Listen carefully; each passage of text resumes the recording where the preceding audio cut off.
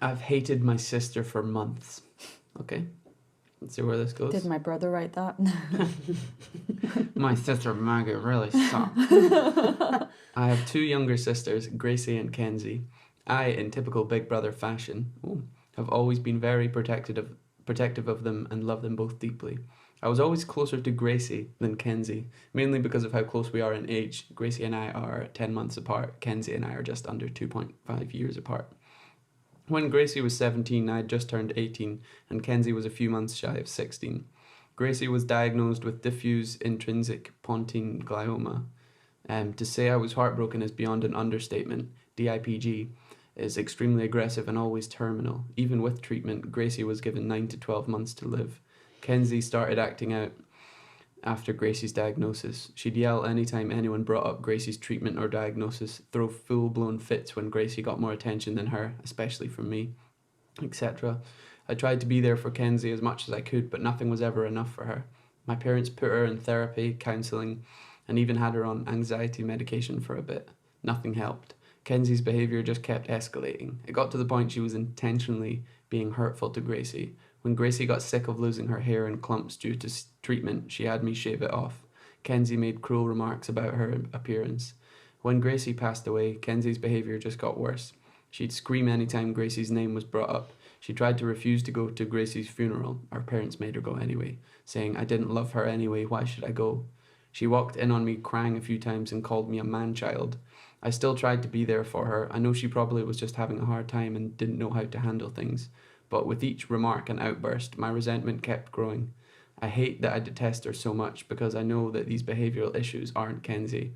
I know that this is probably just a trauma response. When Gracie died, I didn't just lose one sister, I lost 2. I hate the person Kenzie has become. I want my little sister back.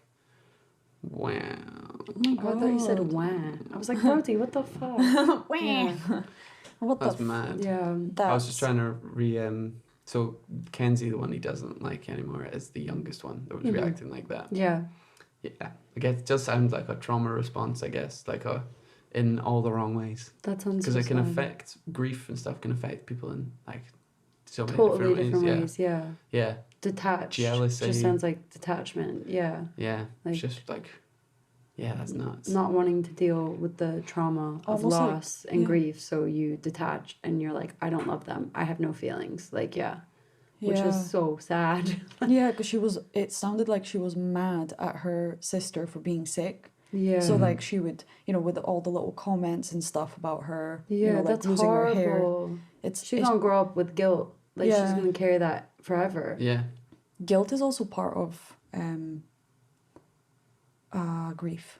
Yeah. Yeah. No, I feel that. Like, whenever my sister passed, like, I just, like, one of the main reasons I felt it was difficult to move on was just guilt.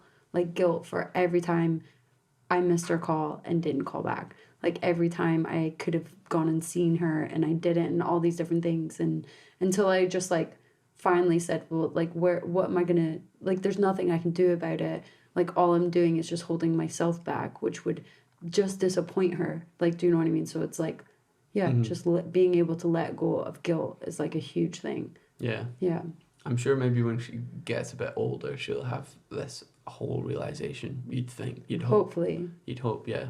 And maybe actually face the grief rather than trying to sidestep it with anger and jealousy. Well, that's just all the stages of grief, though. Cause yeah, I guess you get to the point. All these, I think it's like 5 phases, and literally, apparently, every person goes through them. Yeah. Like, it doesn't mean that you go through them in order, but you go through all the stages. Mm-hmm. I know about this because my friend is going through a really tough time at the moment, and I'm reading up a lot about grief and how I can help her. And I realized it's just time. Like, you just need a lot of time to process everything, and each person is different. So they just need a different amount of time to be able to comprehend what's going on. And because she was so young, she definitely wouldn't have been, able to understand her emotions. Mm-hmm. And the less emotionally intelligent you would have been, the less you understand what your body's doing.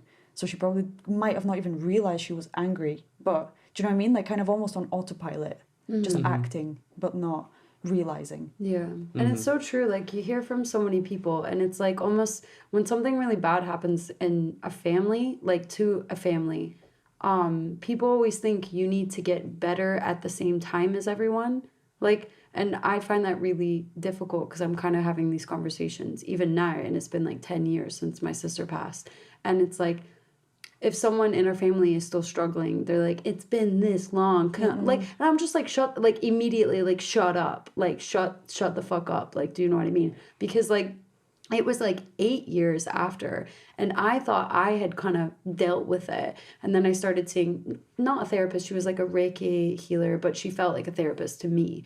And she immediately from the first session was like, do you need to kind of like, this is for your sister's death, like, you know, these sessions. And I was like, really? I was like, are you sure?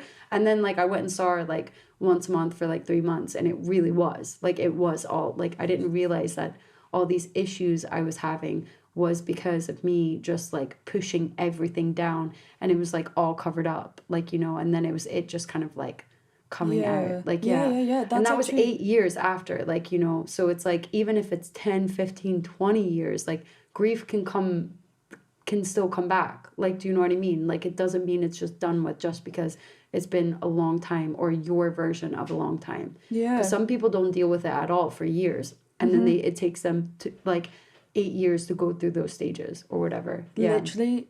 So when I was trying to do that research for my friend, I stumbled across a video that was like talking about it's different names, and it's called like complex grieving or something, and it's exactly what you just said. So it's like suppressing all of your emotions and like literally coming across as if you're dealing with it so well. Yep. And it can last for years. So then everybody, you know, a group of the family, say, would be grieving at the time. Then that one of the people is doing better, so they all perceive them as, oh, you're doing so good, like, you're dealing with this so fine. And then years later they start to properly grieve, and everybody starts to shame them and say, why are you grieving, you were fine, like, so they don't actually understand that that's just like your brain. Because it's like complex grieving, basically, what it's called. Your brain will just like protect you, because obviously if you were to do anything in that moment, it's too overwhelming, and maybe you would have like snapped or something. Do you know what I mean? So it's like, I don't know. No, and you also said to me once that, you know, your brain knows when you're ready to deal with something. So when, you know, something could pop up, but it is the right time for your brain, like your brain is ready to deal with that problem. And because I remember having like a chat and being like, I don't know why I'm thinking about this now, and you're like, because your brain is ready to finally comprehend what happened to you. Exactly. So, be patient with yourself, especially if you've gone through trauma like that, like losing someone. That's you know, because you'll never stop loving that person, you will always want them to be there. So why should it be like a quick thing? No. Like, oh, I'm over it. You can't get over that. And just like, if you need to hate your sister because of the way she's acting, then that's just what needs to happen. Do you know what I mean? Like she's obviously going through something. Hopefully she'll come back in a better way when she's older and ready to deal with everything. But it's like, if you need to be away from her and distance yourself to comfort your own grieving process, then you need to do that. Like, literally, like... Yeah, you grow. I literally read this morning as well. You don't. Your grief doesn't get any smaller over time. You just grow around it. And you learn how to just live with it. Just becomes a part of you. Like, it's just like, it's like learning how to manage it. And then it's kind of like becoming.